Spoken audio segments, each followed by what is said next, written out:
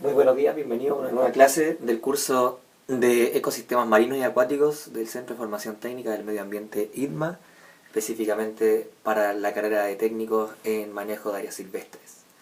A continuación, dentro de esta unidad, ¿cierto?, vamos a hablar principalmente sobre los cuerpos de agua, sobre ecosistemas acuáticos y a cuerpos continentales de agua.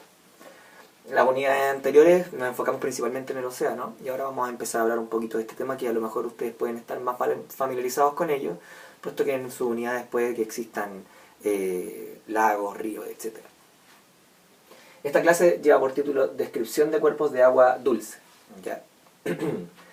Básicamente el medio ambiente acuático lo podemos clasificar en dos tipos de cuerpos de aguas continentales, ya este medio ambiente acuático. Por un lado vamos a tener lo que se llaman los cuerpos lénticos y los cuerpos lóticos. ¿Qué significa esto? Cuerpos lénticos se relacionan a todos aquellos que tienen un flujo que no es tan rápido, ya, es decir, que el agua tiene un ciclo de recambio un poco más extenso. Entre ellos, los principales cuerpos de agua lénticos son lagos y humedales, por ejemplo, donde el agua está estancada, ¿ya? O puede tener una tasa de cambio, pero esa tasa de cambio es relativamente lenta y que, por ejemplo, puede estar sometida a periodos de crecida, ¿cierto?, de ríos que sustentan este lago, ¿cierto?, o humedal, que se dan durante, por ejemplo, algunas estaciones del año. Por ejemplo, en invierno aumentan los caudales y por ende aquí hay un recambio del flujo. En este caso, en el verano, en los cuerpos lénticos predomina la evaporación, producto de la luz solar, o sea, de la energía solar, ¿cierto? Y vamos a tener que, en general, estos cuerpos de agua van a tener una cierta variabilidad, ¿cierto?, en su tamaño, en su volumen durante el año, donde en invierno van a tender a ampliarse y en verano van a tender a reducirse. Vamos después a ver qué inferencias tiene eso desde el punto de vista de sus factores que lo norman, ¿cierto? Temperatura, iluminación, etc. Por otro lado, vamos a tener los cuerpos de agua lóticos.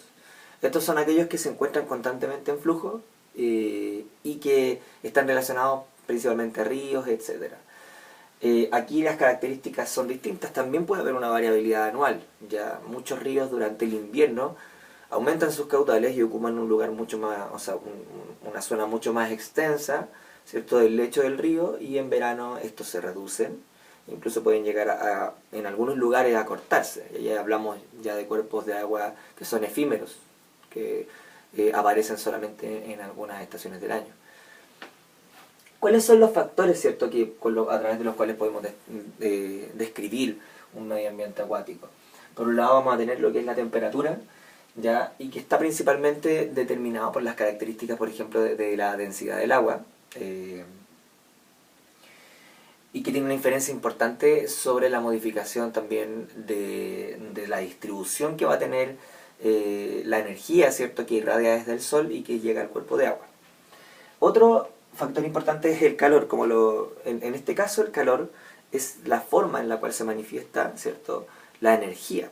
Vamos a tener que la energía desde el sol se desplaza a través del vacío en formato de radiación. Cuando eso toca un cuerpo tiene dos opciones, ¿ya? Si el cuerpo es líquido, se va a transformar en calor a través de convección, y si el cuerpo es sólido se va a transformar en calor a través de conducción, ¿ya? En este caso, en el caso de los ecosistemas, el calor, ya que se transforma, que es utilizado, ¿cierto?, en evaporar, por lo tanto se ocupa en convección, vamos a decir que eso se llama calor latente, ¿ya? Una gran cantidad de calor irradiado desde el sol en los cuerpos de agua se convierte en calor latente, es decir, utilizado para la evaporación. Por otro lado, tenemos la capacidad termorreguladora que tiene el agua y tiene que ver con la capacidad de absorción de energía, principalmente para transformarla en este mismo calor latente. Otra característica es la iluminación, que puede depender, por ejemplo, de la profundidad que va a tener nuestro cuerpo de agua. Y en este caso, por ejemplo, cuerpos de agua lóticos y lénticos van a tener grados de iluminación distintos. Y eso también está relacionado con la cantidad, por ejemplo, de materia que tiene dentro, materiales que tiene dentro nuestro cauce o nuestro lago. En este caso, la luminosidad se puede reducir si hay una gran cantidad de sedimentos flotando en el cuerpo de agua. tiene cierta cantidad de gases disueltos, ¿cierto? Como dos principalmente, ¿cierto? Oxígeno y CO2. ¿Ya? Y estos generalmente, el oxígeno y el CO2 están vinculados ya. Cuando aumenta la cantidad de oxígeno, generalmente hay menor CO2 y viceversa. Cuando aumenta la cantidad de CO2, se reduce la cantidad de oxígeno. Y de hecho, algunos cuerpos de agua pueden llegar a niveles tan bajos de oxígeno que para considerarse anóxicos. Y ahí hablamos de lo que se llama el proceso de eutrofización, ¿ya? Entre estos dos, el cuerpo de agua léntico es aquel que tiene más capacidad de eutrofizarse, ¿ya?